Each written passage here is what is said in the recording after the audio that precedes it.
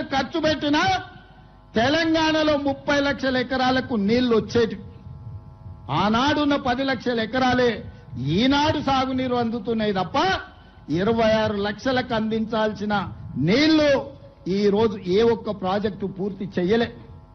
ఇవాళ అంటున్నారు మేము వస్తాం, మేము నడుస్తామని. మీరు వచ్చినా, మీరు నడిచినా, మీరు పొర్లినా తెలంగాణ ప్రజలు, ముఖ్యంగా మా అక్కలు, మా ఆడబిడ్డలు సాయంత్రం పూట జొన్న రొట్టెలు చేస్తారు. మహబూబ్నగర్లో ఉత్తమన్న సలాకి కాల్చి వాత పెడతారు టీఆర్ఎస్ వాళ్ళకు.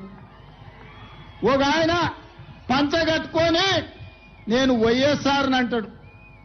నేను ఇవాళ చెప్పదలుచుకున్నా, లాల్ చేసుకున్నాడు లాల్ బహదూర్ శాస్త్రి కాదు, గడ్డం పెంచుకున్నాడు భగత్ సింగ్ గాడు, పంచగట్టుకున్నాడు వైఎస్ఆర్ గాడు.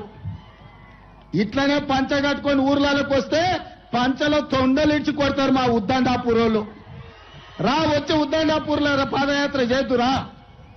మా తండాలలో మా లంబాడి సోదరులు ఆనాడు పంచగుట్ట పోలీస్ స్టేషన్లో ఏ రైతుల్లో అయితే పెట్టిర్రో గా తండా నుంచి మీరు పాదయాత్ర మొదలు పెట్టుర్రి. మా లంబాడ సోదరులు మీ పంచలాల్లో తొండలు ఇడవకపోతే నేను చూస్తా.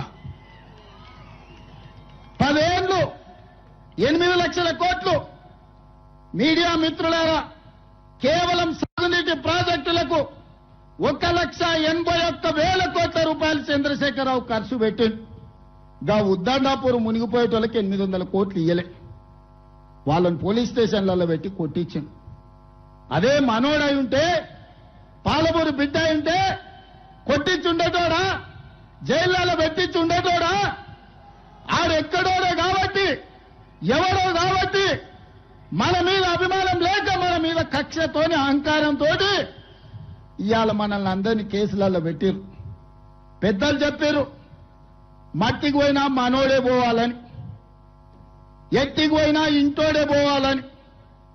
ఇవాళ మీరందరూ ఆశీర్వదించి, మీరందరూ నమ్మకంతో, విశ్వాసంతో ఆనాడు ఏ విధంగా అయితే మిడ్చల్ మండలం నన్ను జడ్పీటీసీగా గెలిపిస్తే, ఏ విధంగా అయితే నేను ఎదుగుతూ వచ్చినో, ప్రతి సందర్భంలో ప్రజలకు చేసుకుంటూ వచ్చినా, ఇవాళ నేను ముఖ్యమంత్రి అయినా కాబట్టే 22,000 కోట్లు రాష్ట్రం మొత్తం సాగునీటికి ఖర్చు పెడితే ఒక్క మన జిల్లాకే 8,000 కోట్ల రూపాయలు నేను ఇచ్చిన.